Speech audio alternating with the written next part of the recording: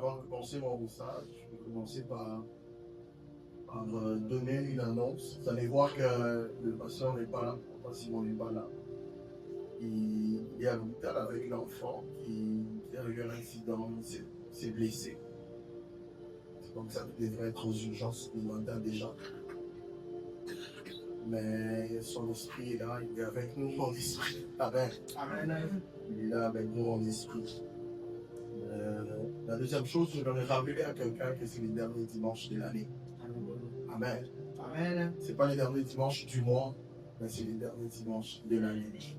Vous savez, il y a une différence entre les derniers dimanches du mois et les derniers dimanches de l'année. Une année à 12 mois. Si on doit compter les nombres de jours que nous avons traversés tout au long de cette année, combien d'événements, combien de situations, combien d'infos que nous avons suivies, des guerres à gauche, des situations de catastrophes à droite, je ne sais quoi d'autre, des tremblements de terre. Et tout ça arrivait dans nos oreilles alors que nous étions dans un endroit sec qui ne bougeait pas, qui ne pouvait pas tomber, qui ne pouvait pas trembler. Je me demande, qui sommes-nous pour bénéficier de ces choses? Moi, je ne sais même pas compter en cette année 2025 combien de années que j'ai enterrées. Je ne sais même pas compter. Et des fois, quand je retourne l'image, je peux voir ceux qui étaient tellement chrétiens, ceux qui étaient fervents avec Dieu. Oh mon Dieu. Et ils sont partis. Je me dis, mais Seigneur, qu'est-ce qui se passe? Ça veut dire qu'une année, il y a beaucoup d'événements. Une année, il y a toute une histoire à raconter. Voilà pourquoi, avant de commencer mon message, j'aimerais réveiller quelqu'un. Réveiller quelqu'un. Ne rate pas cette nuit de traversée. Ne traverse pas seul dans ta maison. Tu as longtemps passé les nuits dans ta maison et rien n'a changé. Ne traverse pas seul. Ne laisse pas ton entourage traverser seul. Invite-les à prier. Nous avons besoin de traverser ensemble dans la prière. Amen. Amen. Que Dieu soit loué. Je suis le plus heureux ce matin d'être devant vous pour parler de la parole du Seigneur. Et sans plus tarder, nous allons lire 3 textes. Le premier texte, je suis dans Matthieu chapitre 8, verset 23 au verset 27. Je vais lire avec la version Louis II. Il dit Matthieu chapitre 8, verset 23 au verset 27. La Bible dit 23. Il monta dans la barque et ses disciples les suivaient. 24. Et voici qu'il s'éleva sur la mer une si grande tempête. Et la barque était couverte par le flot. Et lui, il dormait. J'aimerais que nous puissions souligner cela. Lui, il dormait. 25. Les disciples s'étant approchés, les réveillèrent et dit, Seigneur, sauve-nous, nous périssons. Et il leur dit, verset 26, pourquoi avez-vous peur, dans de peu de foi? Alors il s'éleva, menaça les vents et la mer, et il y eut un grand calme. Verset 27, ces hommes furent saisis d'étonnement. Quel est celui-ci, disait-il, à qui obéissent même le vent et la mer? Quel est cet homme à qui obéissent même le vent et la mer? Ils étaient là, j'imagine, ils n'étaient plus dans l'étonnement, mais ils étaient dans la frayeur. Et dire, cet homme n'est plus un humain. S'il peut faire face au vent et à la mer, si ces choses peuvent l'écouter, alors cet homme n'est pas un homme ordinaire. Cet homme n'est pas un homme ordinaire. Ce matin, avant d'avancer, j'aimerais te dire, tu as pris la décision de t'associer avec un homme qui n'est pas ordinaire. Tu t'es décidé de marcher accompagné d'un homme qui n'est pas ordinaire, qui n'est pas comme tous les hommes. Amen. Il est différent d'eux en tout et pour tout. Voilà pourquoi la Bible dit aussi longtemps que les cieux seront éloignés de la terre. Ainsi mes pensées s'éloignent de vôtres. Ainsi mes voies sont différentes de vôtres. C'est pour dire que cet homme avec qui nous marchons n'est pas un homme. Déjà, la première chose, j'aimerais que nous puissions saisir, c'est que la joie que nous devions avoir, c'est de savoir qu'il est avec nous. Amen. De savoir qu'il est avec nous. Un homme a dit de savoir devant nous rassurer. L'assurance de savoir que Dieu est devant. Oh, j'imagine qu'est-ce qui s'est passé pour qu'il panique un peu alors que la tempête, parce qu'ils avaient déjà l'expérience de ce qu'ils pouvaient faire. Mais la tempête les a quand même bougés. J'imagine un bon Africain, un bon Congolais, un bon je ne sais pas d'où, mais il va se dire, cet homme a déjà fait les choses. Fais seulement tel que tu les fais. Amen. Mais devant la tempête, des fois, nos cœurs peuvent bouger. Devant la tempête, l'homme peut s'agiter. Mais la bonne nouvelle ce matin, c'est que cet homme n'est pas un homme ordinaire. Il a le pouvoir de parler à la tempête. Amen. Amen. On va lire le deuxième texte. C'est dans Marc chapitre 4.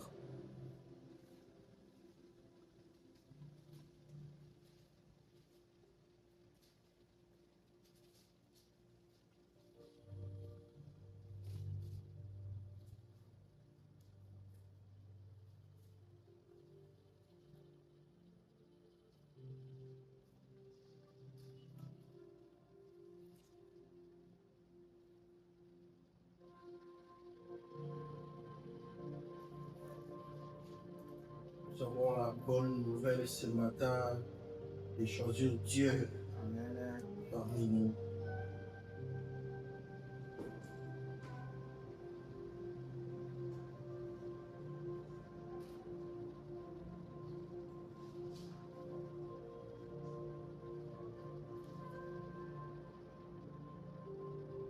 La Bible dit dans Marc chapitre 4 au verset 35,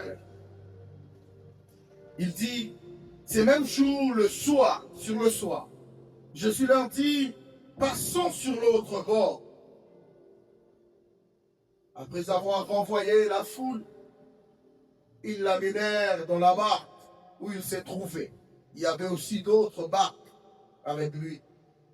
Il s'éleva un grand tourbillon et les flots se jetaient dans la barque au point qu'elle se remplissait déjà. Quand Marthe a mis, quand les flots entraient dans la barque commençait à se remplir et lui dormait à la peau, sur le coussin en plus. Et il les réveille, il lui dit, Maître, ne t'inquiètes-tu pas de ce que nous périssons? S'étant réveillé, il menaça le vent et dit à la mer, silence, tais-toi. Et les vents cessa. Oh, cet homme qui peut dire à la mer et à la tempête, silence. Et les vents cessa. Il y eut un grand calme. Puis il leur dit, pourquoi avez-vous si peur? Comment n'avez-vous point de foi? Je m'arrête là. Ce matin, je voudrais aborder un thème que nous parlons souvent, qui est allons sur l'autre bord. C'est une histoire que beaucoup de gens connaissent, histoire qui est beaucoup racontée dans la Bible, dans Matthieu, dans Marc, dans Luc. Lorsque Jésus voulait traverser de l'autre bord, il prit la barque et la plupart des temps, quand on raconte cette histoire, on parle de l'histoire d'une tempête qui s'élève. Et la tempête qui s'élève, on parle de la tempête qui bouge, on parle de la tempête qui veut le faire noyer, qui veut entraîner ses naufrages. Mais on ne parle pas souvent de la tempête qui se calme. Amen. Amen. Si la tempête peut se lever, la tempête peut également se calmer. J'aime quand la Bible parle de cette histoire, elle ne parle pas seulement de la tempête qui s'élève, mais la tempête qui se calme. J'aimerais dire à quelqu'un ce matin, si la tempête peut s'élever dans ta vie, elle peut aussi se calmer. Amen. Comme la Bible dit, il y a un temps pour tout. Il y a un temps où la tempête peut s'élever, où on peut avoir des agitations. Mais laisse-moi te dire ce matin, cette tempête ne restera pas éternelle. Il y aura un temps, il y aura un après cette tempête. Il y aura un après cela où tout sera calme, où nous passerons le temps à louer et à glorifier Dieu parce que la tempête est passée. Je prie que la tempête qui s'élève dans la vie de quelqu'un ce matin puisse se calmer au nom de Jésus. Amen. Je prie que si tu es dans cette période de tempête, que cela se calme au nom de Jésus. Amen. Jésus leur dit, allons à notre bord. Avant qu'ils prennent la décision de leur dire, traversons, allons de l'autre côté. Si nous lisons cette histoire, nous allons comprendre que du côté où ils étaient, du bord où ils étaient, il avait quand même fait des choses. Il avait quand même opéré des miracles. Dans Matthieu chapitre 8, on parle de la guérison de lépreux. Il a guéri la belle-mère de Pierre. Il a fait beaucoup de miracles de notre bord. Marc 4, chapitre 35, parle du côté des enseignements qu'il a eu à donner. Non seulement il a enseigné, mais il a également opéré des miracles. Sur cette bord, il a enseigné sur les paraboles de l'orme, sur le grain de sénévé, mais également sur les paraboles de sémence. Ça veut dire qu'il était dans une situation où il opérait d'abord sa mission. Mais cela ne s'arrêtait pas sur le bord où il était. Il était obligé qu'il aille de l'autre côté du bord. Je voudrais dire à quelqu'un ce matin, tout ce que nous avons eu à opérer en 2025, il est impératif que nous allons également en 2026. Amen. Amen.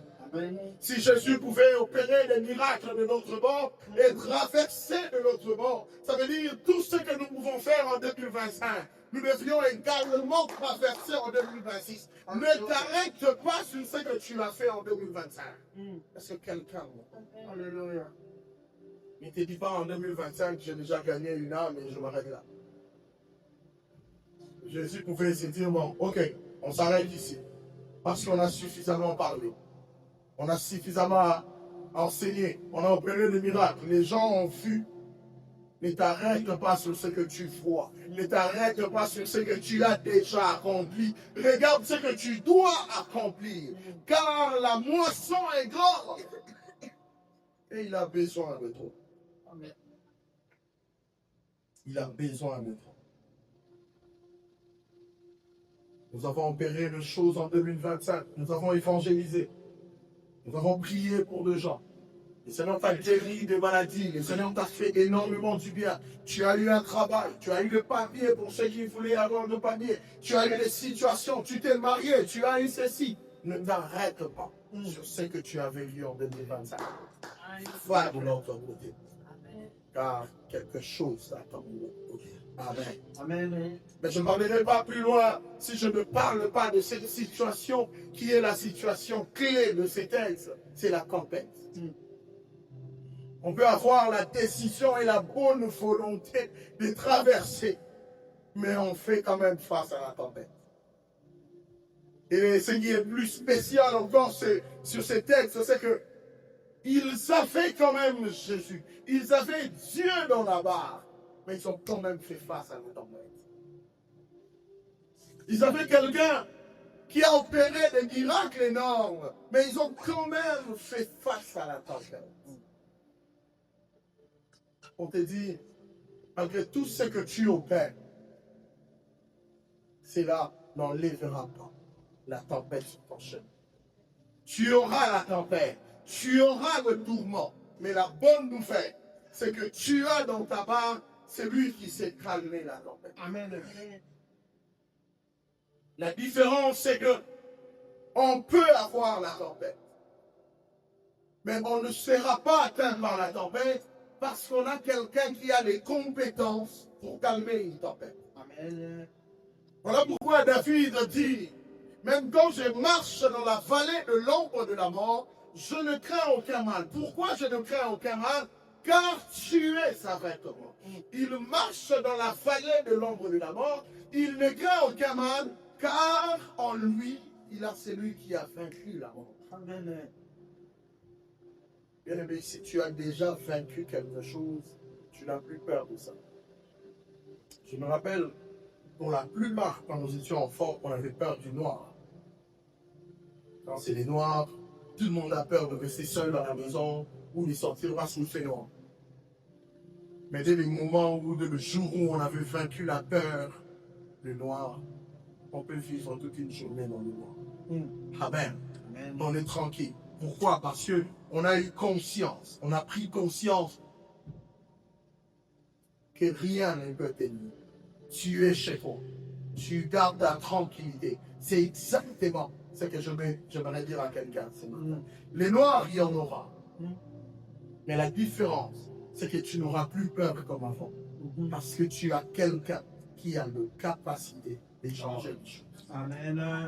Amen. Je peux voir l'assurance que David pouvait avoir quand il disait, même si je traverse la vallée de l'ombre de la mort, même si j'ai traversé des situations où j'ai eu un accident, les gens arrivaient et disent, ici personne ne peut sortir. Nous pensons qu'il n'y a que des corps à retirer. Mais il y aura un vivant là, car il est avec celui qui a vaincu la mort. Même quand les choses ne vont pas marcher, on se dit, dans cette situation, il n'y a plus rien à faire. Moi, je voudrais te dire une chose, garde l'assurance, car tu as celui qui a tout accompli. Amen.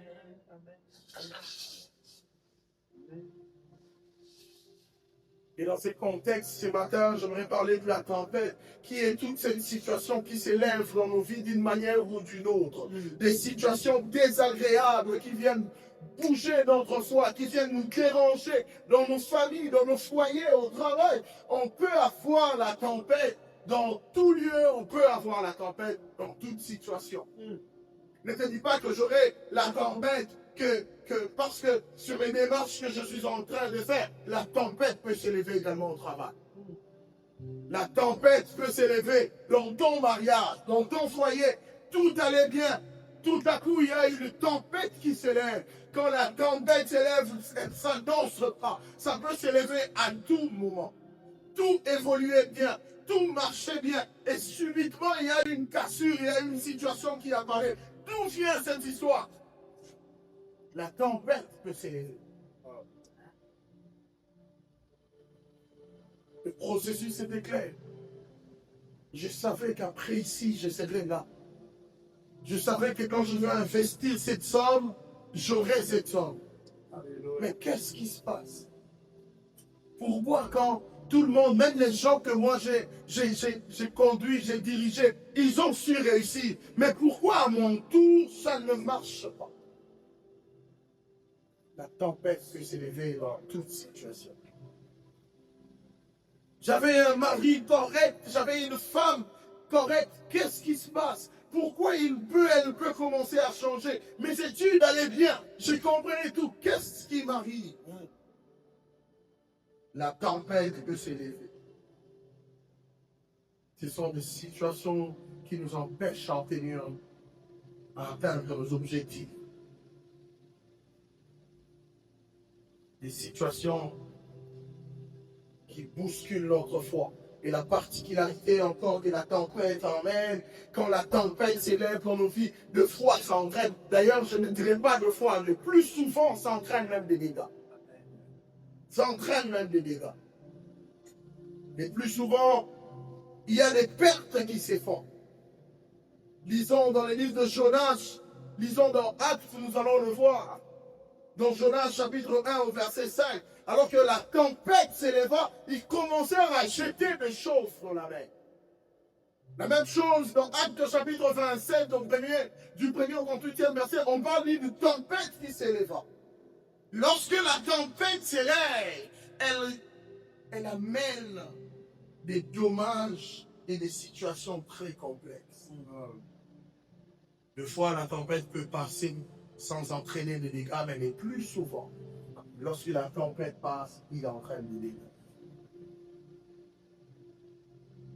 Mais lorsqu'on a Jésus, on a celui qui s'est calmé la tempête, mais également qui s'est réparé les dégâts.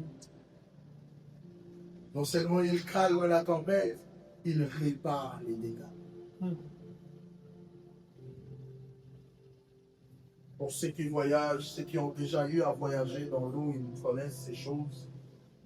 Quand il y a une tempête, c'est la mort qu'on affronte en face.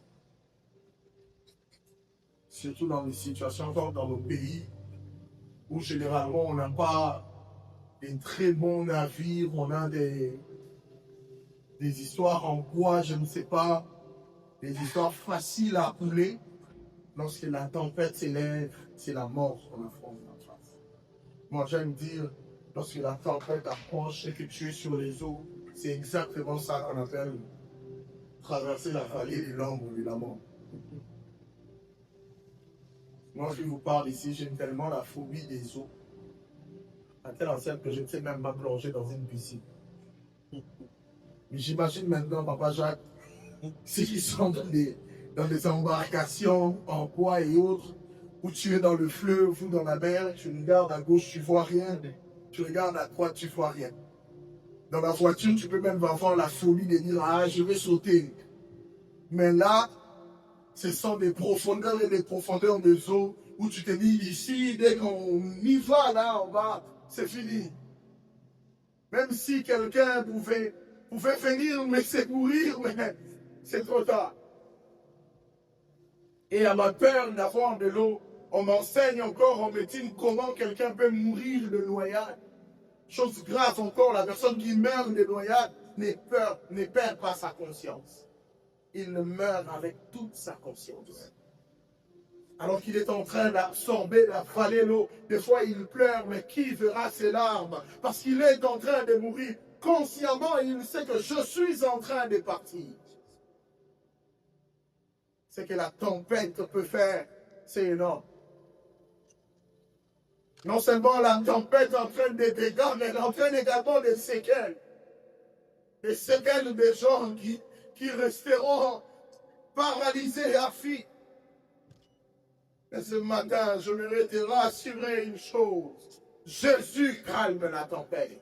Jésus a le pouvoir de calmer la tempête, mais d'enlever également les séquelles et les dégâts causés par la tempête. Si tu as traversé la tempête, laisse-moi te dire, la réparation est en cours. Il a calmé la tempête, mais il continue à réparer la tempête. Voilà pourquoi sa première réaction quand il se lève, il leur dit, mais où est donc votre foi? Parce que dans cette situation, il s'agit de la foi. Il ne s'agit pas seulement de foi pour croire, mais il s'agit de la foi de dire, celui qui peut parler au vent, celui qui peut calmer une tempête, a également les compétences de faire marche arrière, de résoudre tout ce que la tempête a causé. Amen. Et ce que j'aime avec notre Dieu, c'est que quand il répare mieux que ce qui était avant. Amen. Ça veut dire si tu avais un os qui avait beaucoup de trous, et quand ça se fracture, quand l'huile vient réparer, non seulement il répare la fracture, mais il répare l'os. Quand tu avais une maison qui était déjà fragilisée, quand la tempête le ramène, quand l'huile vient réparer, il te reconstruit une nouvelle maison en matériaux durables. Ça, c'est la bonne nouvelle. Il est celui qui répare. Non seulement il calme la tempête, mais il répare les conséquences de la tempête. Voilà pourquoi vous allez voir des gens qui ont traversé la tempête. Ils vont vous dire, j'avais une femme qui faisait très mal à la tête. J'avais un mari qui commençait à tourmenter ma fille. Mais aujourd'hui, cet homme dont je vous parle, c'est celui qui prêche l'évangile. Cet homme que vous avez toujours entendu, qui prenait de la bière, qui faisait ceci, c'est lui-là, les pécheurs d'hommes. Alléluia. Parce que quand le Christ passe par là, il change complètement la donne. Il change complètement la donne. Je veux commencer atterrir en donnant quelques causes de foi des tempêtes que nous avons dans nos vies, avant de dire quelques vérités sur les tempêtes et nous allons prier.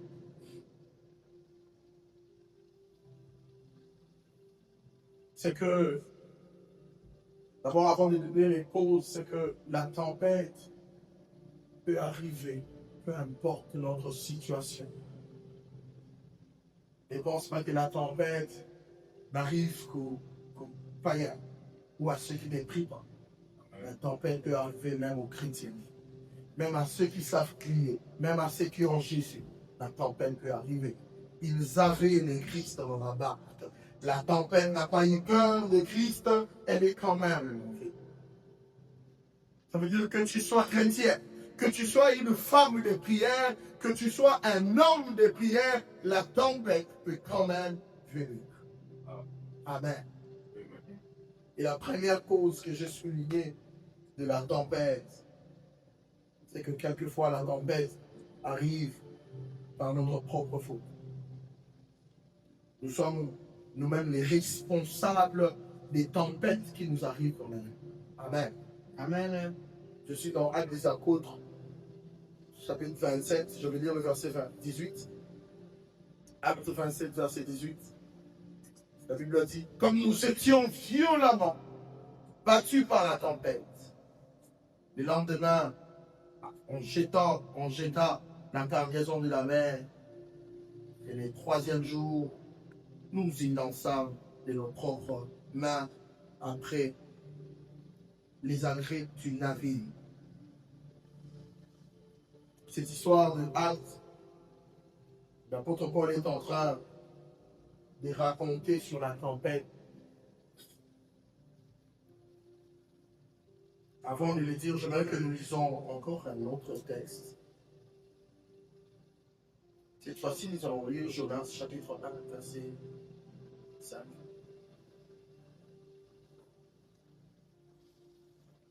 Je vais le lire avec la version Louis II. La Bible dit dans Jonas, chapitre 1, verset 5, il dit « Les mariniers eurent peur. Ils implorèrent chacun leur Dieu et ils jetèrent dans la mer les objets qui étaient sur le navire, afin de les rendre plus légers. Jonas descendit au fond du navire, se coucha et s'endormit profondément. Le pilote s'approcha de lui et il lui dit, « Pourquoi dors-tu? Lève-toi, invoque ton Dieu, peut-être voudra-t-il penser à nous et nous ne périrons pas. » Deux fois, nous, par notre propre faute, nous nous associons aux gens qui viennent détruire nos destinées. J'imagine ces gens, j'aimerais rester dans cette histoire. J'imagine ces naviriers, ces gens qui avaient leur navire, ils avaient l'habitude de faire leur voyage tranquillement. Jusqu'au jour où ils prennent la décision d'embarquer un certain Jonas. Et cet homme qui avait un appel de Dieu et qui voulait aller dans le sens contraire. Quelqu'un qui avait suscité la colère de Dieu. Et ignorant de cette nature, ces naviriers les embarquèrent dans leur barque. Et alors qu'ils avançaient, c'est le Seigneur qui souffla ses vents impétueux. J'aime le dire, cette histoire ne les concernait en rien. Les naviriers n'avaient rien à voir avec les problèmes d'aller à Ninive. Déjà dans leur propre plan, leur barque n'a jamais allé à Ninive. Les naviriers faisaient la route des Tarsis. Je ne sais pas qu'est-ce qui s'est passé. Où est-ce qu'ils ont fait connaissance? Où est-ce qu'ils ont pris cette décision d'embarquer un certain Jonas qui devrait normalement aller à Ninive? Des fois, la tempête s'élève dans nos vies parce que nous faisons des choix qui constituent des fautes de nous. C'est par notre propre faute, en prenant certaines décisions, qui peuvent réveiller la tempête. La Bible dit, alors qu'ils avançaient, le Seigneur suscita un vent plutôt impétueux. Ça veut dire que s'il n'avait pas Jonas dans la barque, ça ne pouvait pas. Mais regardez plus loin, qu'est-ce qui leur arrive?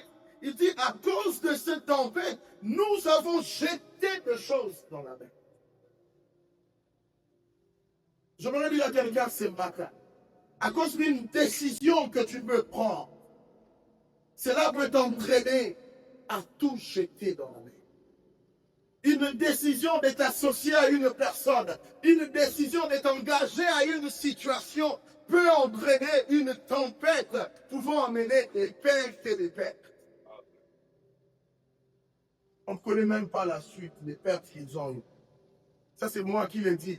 Certainement, les capitaines avaient vu, comme on regarde toujours chez nous, les naviriers là, eux, transporter que les marchandises sans que l'employeur sache. Ils disent, bon, on va prendre quelques 2-3 personnes, on va voyager avec eux pour qu'ils payent quand même les carburants, comme on dit. Pour ceux qui ne savent pas, c'est comme ça que ça marche chez nous.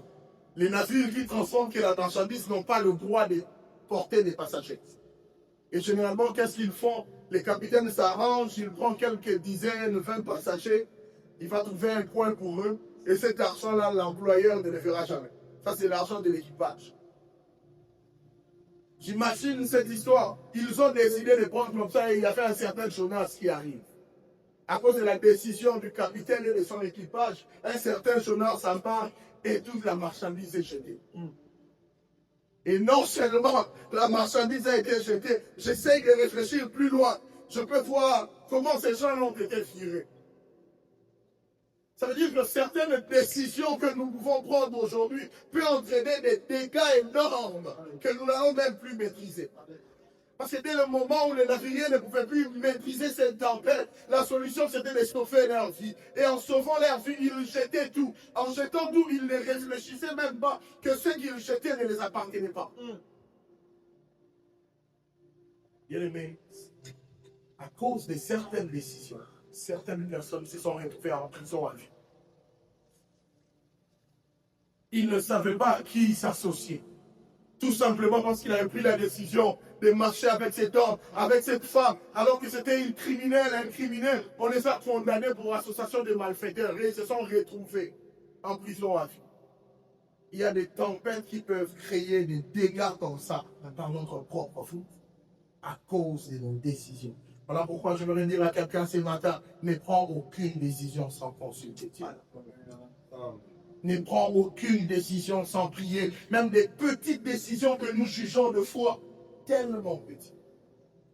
Même ces petites décisions peuvent changer quelque chose.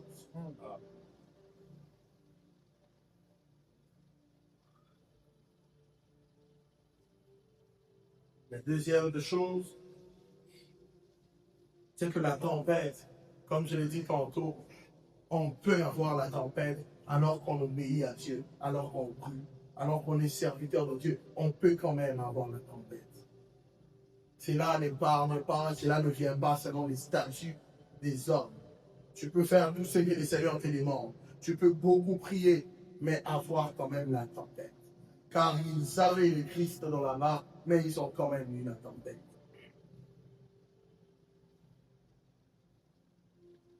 Pour finir, je vais donner quelques vérités sur la tempête.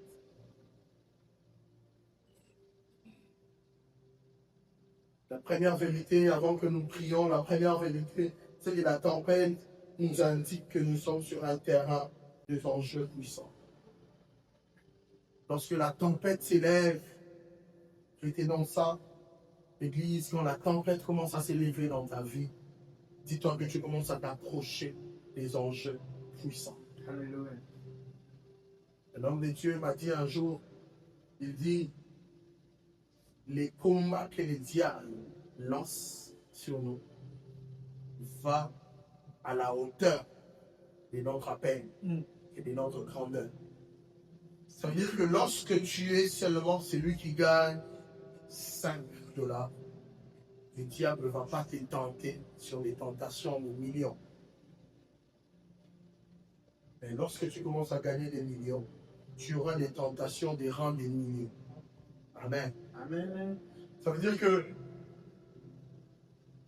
lorsque la tentation commence à venir, tu te dis, mais je n'ai jamais vu ces choses.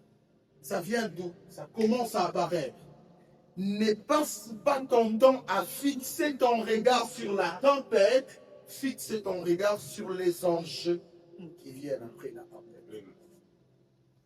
Car généralement, les plus souvent, les enjeux qui viennent après la tempête sont des enjeux énormes et puissants. J'ai la leçon. Si nous lisons dans Matthieu chapitre 8, que nous avons lu tantôt, Jésus venait d'enseigner de l'autre bord et il leur dit, allons à l'autre bord. Et c'est au milieu qu'il y a eu la tempête. Après Jésus calmant la tempête, ils arrivèrent dans l'autre bord. Quand ils arrivèrent dans l'autre bord, ils entrèrent sur les territoires qu'on parle, les territoires de Gadara. Et c'est là que Jésus rencontra le fils de Gadara. Et la Bible dit, ils étaient agressifs, ces deux feux. Quand ils apparaissent à Jésus, écoutez ce qu'ils disent. Je voudrais qu'on vous dise. Je vais relire Matthieu chapitre 8, verset 28. Je commence à partir du verset 28. Je pense que ça se lit dans le texte. Il dit, lorsqu'il fut à l'autre bord, dans le pays de Gadaréniens, deux démoniaques sortant des sépulcres vinrent au devant de lui. Ils étaient si furieux que personne n'osait passer par là. Ça veut dire que là où les démoniaques là résidaient, ils étaient tellement agressifs et furieux que personne n'osait passer par là. Et Jésus arriva. Verset 29. Il dit, et voici, ils crièrent, qu'y a-t-il entre nous et toi, fils de Dieu? Es-tu venu ici pour nous tourmenter avant le temps? Donc, ils savaient que sur ces territoires-là, ils avaient un temps. Et qu'après un temps donné, leur pouvoir sera déchu. Et il se pose des questions. Qu'est-ce qu'il vient faire ici? Ça, ce n'est pas encore son temps et son territoire. Verset 30. Il y avait de loin deux grands troupeaux de porceaux qui passaient. Ici, j'aimerais que l'on souligne, ce n'est pas les ordres, ce n'est pas Jésus, c'est les démons qui demandent. La Bible dit, les démons prièrent à Jésus, disant, si tu nous chasses, envoie-nous dans ces troupeaux de porceaux.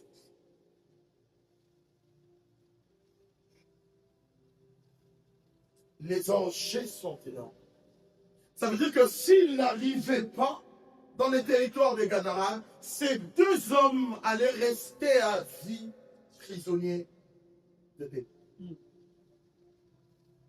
Et non seulement prisonniers de démons, moi je me rappelle quand Jésus leur posait la question sur leur nom, il dit légion et autre nom. Mais une légion, je pense que c'est un groupe de plus de 100 000 personnes. Donc, en une personne, il était envahi par plus de 100 démons. Vous imaginez les enjeux. Et je pense, en tout cas, si on doit bien lire dans la Bible, avant ces choses, Jésus n'avait pas fait face à une possession de cette nature. Où plus de 100 démons vont posséder une seule personne. Les enjeux sont énormes. Je me dire à quelqu'un, lorsque la tempête commence à s'élever, dis-toi que les enjeux qui viendront après, sont énormes. Et nécessitent que tu arrives. Et la bonne nouvelle ce matin, c'est que quand tu arrives, tu n'auras même pas à parler. les problèmes vont demander à Jésus de partir. Vous savez, dans des situations comme ça, là, tu as un problème, je sais pas, tu as un problème au travail, et alors qu'on te dérange, vraiment on te met mal à l'aise, ou tu as un problème à la maison, un bon matin, tu te réveilles après la prière, et c'est les patrons qui te demandent, dis-moi, qu'est-ce que je peux faire pour toi? Ça veut dire que quand on a le Christ, les problèmes demandent la manière dont on va les résoudre. Tu n'auras même pas à te soucier comment les résoudre, mais de l'autre bord, quand on traverse la tempête, c'est un problème de te prier. La Bible dit, les démons prièrent à Dieu. Ils l'ont supplié pour dire, écoute, on sait qui tu es. Si tu vas nous chasser, s'il te plaît, même nous-mêmes, sur cette fonction. Bien aimé, la tempête ne s'élève pas pour rien. Quand la tempête s'élève, dis-toi que tu es en train de commencer à entrer dans les territoires des Gadara. Et la particularité dans les territoires des Gadara, c'est que Jésus ne parle pas, c'est les démons qui réclament, c'est les démons qui les supplient. J'aimerais te dire, quand la tempête va commencer à s'élever, dis-toi qu'après cette tempête, mes adversaires deviendront mon marché. Alléluia. Lorsque tu vois ces choses commencer à s'allumer et que le feu commence à s'allumer, dis-toi qu'après ces feux, je ferai de mes adversaires mon marchepied. Je serai au-dessus de ces problèmes. Dans les territoires des Gadara, les problèmes demandent à Dieu, si tu peux nous résoudre d'une manière amicale. Ces problèmes qui te dérangent toujours, j'aimerais te dire, après cette tempête, il te demandera, est-ce que tu peux arrêter de prier, je partirai de moi-même. Je voudrais dire à quelqu'un qui a toujours été malade, on t'a dit que cette maladie ne partira pas. Moi, j'aimerais te dire, tu as celui qui sait parler à la tempête. Et non seulement il sait parler à la tempête, mais il sait également t'amener dans les territoires de Gadara.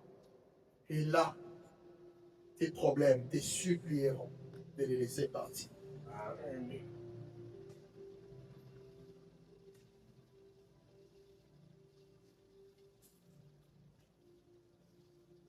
La deuxième vérité que j'aimerais, nous sommes en train de finir sur la tempête, c'est que la tempête nous permet d'expérimenter des miracles à mi-parcours. Amen. Ça veut dire que lorsque, à un certain moment, quand tu parcours avec Dieu, vous marchez ensemble, tu peux avoir des doutes. Tu peux commencer à te dire, est-ce que je marche seul ou je suis réellement avec le Christ? Et cette vérité, c'est pour te dire, des fois la tempête vient expressement pour que tu expérimentes que tu ne marches pas seul. J'imagine s'ils quittaient ces bords pour aller de l'autre bord, sans expérimenter la nuance de cette tempête, ils allaient peut-être trouver Jésus comme un homme ordinaire. Il fallait qu'il y ait cette tempête pour qu'ils se rendent compte, mais écoutez, là, on n'a plus le niveau d'un homme. Ici, la tempête peut commencer à écouter quelqu'un, ça c'est très dangereux. Alléluia. La tempête peut faire en sorte que tu expérimentes la main de celui qui t'accompagne. Lorsque tu commences à douter, lorsque tu n'es pas sûr de celui qui marche avec toi, il peut susciter une tempête que lui seul peut calmer, afin que tu tournes comme Pierre qui a fui la pêche miraculeuse. Au lieu de t'acclamer, il dit non, ici il ne faut pas acclamer, ici il faut fuir. Il dit éloigne-toi de moi parce que je suis pécheur. Alléluia.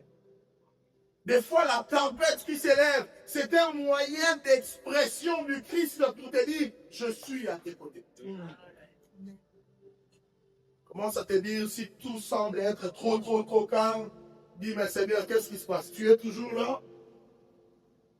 J'aimerais dire à quelqu'un, vaut mieux vivre une tempête qui révèle les risques en toi qu'une silence qui ne dit rien.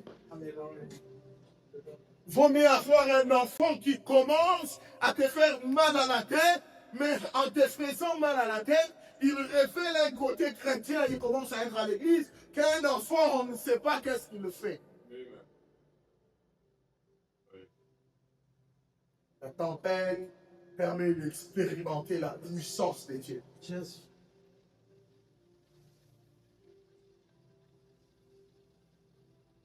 Et j'aimerais dire à quelqu'un, pour finir, avant-dernière chose, c'est que la réalité en face ne t'efface pas au milieu tendu. La particularité dans ces textes que nous avons lus dans Marc, la Bible dit alors que la tempête s'est levée et que la barque commençait même à chavirer. Regardez-moi l'attitude de ces gens.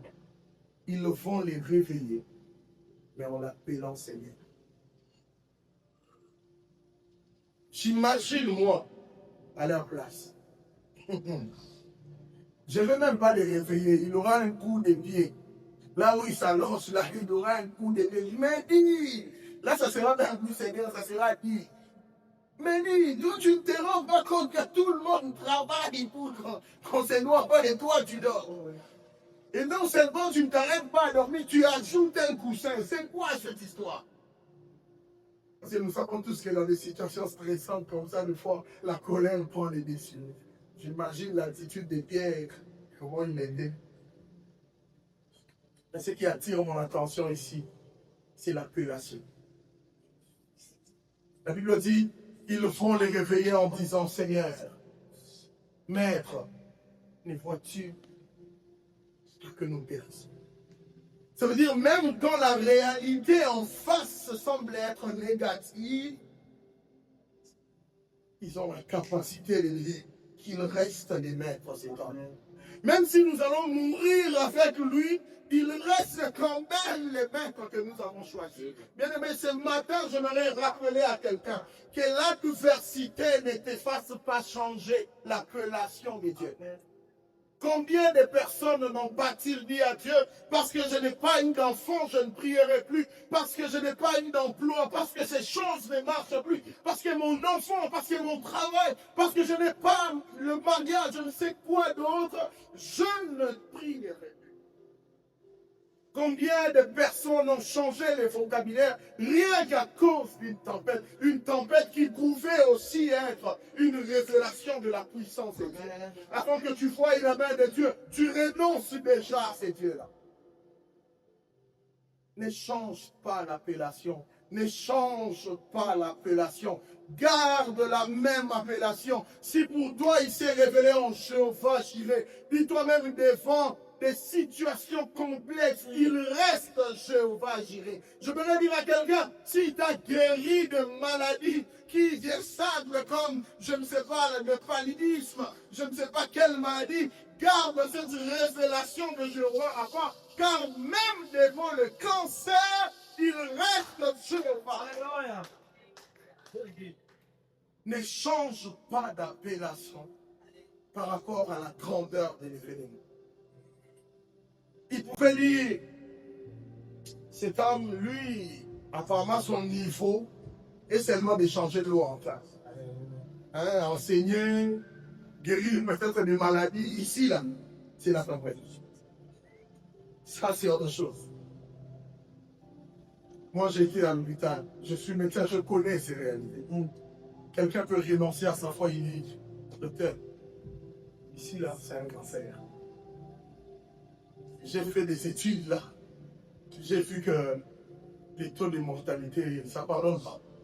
Quand tu l'as, et vous savez comment ça s'annonce, les mauvais côtés de l'annonce. On va te dire, il te reste 6 mois à vivre. Bon. Comment ça, il me reste 6 mois à vivre? Au lieu de dire à quelqu'un que cette maladie, apparemment, va rester pendant longtemps avec toi, mais non, il te donne les normes pour que tu commences le compte à rebours. Donc, dans 6 mois, tu sais que c'est le 1er janvier. Donc, au plus tard, le 1er juin, je dois partir. Et les situations comme ça sont des tempêtes énormes où vous verrez quelqu'un changer son langage. Vous verrez quelqu'un commencer à dire le Seigneur m'a abandonné. Ici, ce n'est pas son niveau. Il va dire ici, ce n'est pas son niveau. Il était là pour me guérir des malarias ou des fractures, pour me guérir des situations peut-être très simples. Il était là pour ces choses. Ici, c'est les cancers. Ici, c'est le VIH, c'est le sida. Il n'y a plus rien à faire. Des fois, quand je pense à ça, je me dis, l'homme est toujours limité devant Dieu. Vous savez, moi qui vous parle ici, mon épouse est loin. Pendant le Covid, j'étais l'un des médecins qui travaillait en réponse de Covid et j'étais contaminé. Sur la première version de Covid, en 2020. Je vous dis, papa Jacques, j'avais des maux de tête, comme si on m'écrasait ta tête avec un marteau. Des maux de tête qu'on appelle rebelles. Tu prends de Tylenol ou je ne sais pas, ça marche pas. À un certain moment, je commence à prendre conscience, je dis, alors cette maladie n'est pas ce qu'on pensait. Et ce qui est plus grave encore avec cette maladie, ce n'était pas seulement ce que la maladie accompagnait, mais c'est la psychose qui accompagnait la maladie. Le fait que tu saches que c'est une maladie qui n'a pas encore de traitement. Tu t'es dit, bon, là, moi je suis parti. Je me rappelle un jour, les pasteurs de Lila m'ont découvert ça. Alors que j'avais très mal à la tête, je lui fais un message. J'écris au pasteur d'aider, je dis, pasteur, là, je suis en quarantaine, j'ai été contaminé et j'ai des maux de tête terribles. Une fièvre, des fois, je peux prendre 4 paracétamol la nuit. C'est terrible. Le pasteur d'aider ne m'écrit pas, il me fait un voice. Il me dit, frère, le Seigneur reste Jéhovah. Amen. Amen. Tu vois par ces meurtrissures là, même ces Covid a été là à l'intérieur. Regardez aujourd'hui comment nous traitons cette maladie de Covid. Ça n'a plus de valeur. Mais j'aimerais dire à quelqu'un, il y a des gens qui ont renoncé à leur foi à cause de ça. Il y a des gens qui ont vu la mort et ils se sont dit, plus rien va marcher. J'aimerais te rappeler, ne renonce pas. Ne renonce pas à la peine. Ne renonce pas à ta relation avec Dieu. Même si ça nous reste 3 jours avant la fin de l'année et que tu n'as pas encore vu la promesse, ne renonce pas. Garde la même appellation que tu lui as dit. Garde le même cantique de louange que tu lui donnais. Car cette fidélité le pousse à se manifester, même à la dernière seconde. Jésus. Quand il le réveillait, il ne réveillait plus pour la tempête. Regardez la phrase, ils ont dit, Maître, ne t'inquiète pas-tu que nous périssons. Ça veut dire qu'ils avaient déjà pris la conclusion que ici, nous allons mourir. Les disciples n'avaient plus d'espoir. Quand l'homme crie à la mort, ça veut dire qu'il s'est dit, mon plan A a échoué, mon plan B a échoué, mon plan C a échoué. En psychologie médicale, on dit, c'est la phase d'acceptation. Il accepte son état. Quand l'homme commence à faire son propre deuil, il accepte, il dit, d'accord, je peux partir. Et ils prennent quand même le courage. Réveillons d'abord cet homme. Il dit, Maître, nous périssons. Quand nous te disons que nous périssons, c'est parce que nous sommes des pécheurs. Pierre, que tu vois là, c'est un expert en pêche. Il a navigué des mers et des océans. Cet homme que tu vois quand il dit, ici on n'a plus rien à faire, ça veut dire qu'on n'a plus rien à faire. Et ils disent, nous savons que tu es le maître. Et généralement, quand un inférieur crie à son maître, ça veut dire qu'il crie au plus fort. Pour dire, ici, moi, je n'en peux plus. Je t'appelle, toi qui as un niveau supérieur. Ce matin, j'aimerais que nous puissions crier au maître. J'aimerais que chacun de nous puisse crier au maître. Dis, maître, j'ai besoin de toi. J'ai commencé l'année 2025 avec beaucoup de projets. Mais jusqu'à là, je n'ai pas encore vu et il reste 3 jours. Je suis en train d'accepter ma défaite, mais je ne veux pas changer ma considération envers toi. Voilà pourquoi je crie à toi. J'ai été promis, Seigneur, j'avais des promesses, j'avais des projets, des plans. Il fallait que ça marche. Il reste 3 jours pour 2025 que je ne vois encore rien. Voilà pourquoi je ne veux pas renoncer à mon appellation. Je crie à toi, Maître. Amen. Je crie à toi, Maître. Avant de crier au Maître,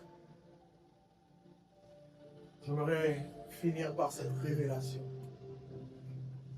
Un jour, un homme de Dieu enseignait, je suis tombé sur cette révélation, sur la tempête. Il dit, quand la tempête vient, elle peut réveiller des choses qui habituellement étaient tranquilles. Ce n'était pas la première fois de traverser cette mer. La mer a toujours été tranquille. La mer, si on devait passer devant les juges, la mer allait dire, mais Seigneur, moi je n'ai jamais fait ça. Je ne suis jamais élevé. Je reste toujours tranquille. Demandez à Pierre, il pêche ici. Il pêche ici. C'est la tempête qui est venue pour que je m'élève. Quand le vent souffle, quand les diables passent, il ne peut bouleverser une chose qui a toujours été correcte dans ta vie. Alléluia. Tu ne comprendras pas un enfant qui a toujours été docile commence à changer comme un démon qui change de visage.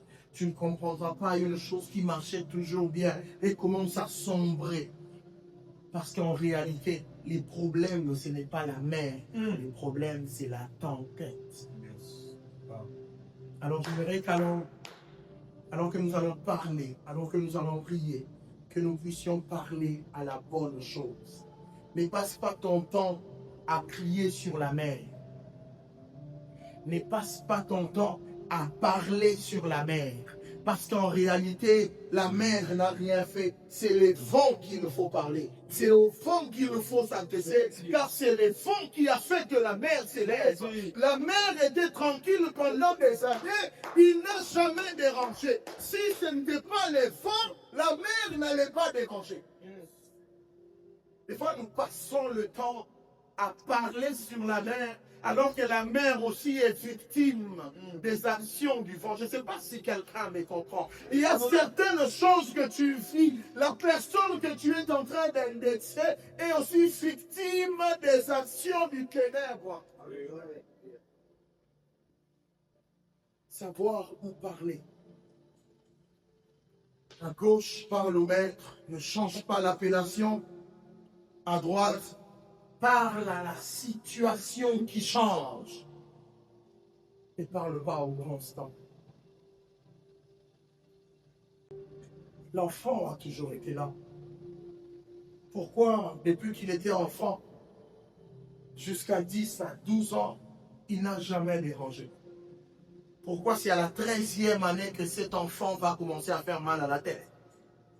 Ce n'est pas à l'enfant qu'il faut parler, c'est à la tempête qui vient derrière cet enfant qu'il faut commencer à apprécier. La Bible dit quand il s'est réveillé, il disait tempête, tais-toi. Il s'est adressé à la tempête parce qu'il savait que la mer était victime des actions de la tempête. Prenons l'habitude de parler aux tempêtes et non à la mer. Parler à la mer, de fois, la mer te donnera que des raisons. Pour te dire, même moi, je ne comprends pas ce qui m'arrive. Alléluia. Même moi, je ne sais pas qu'est-ce qui s'est passé. Il va te donner des raisons. Si tu regardes, tu te dis, mais oui, c'est pas là.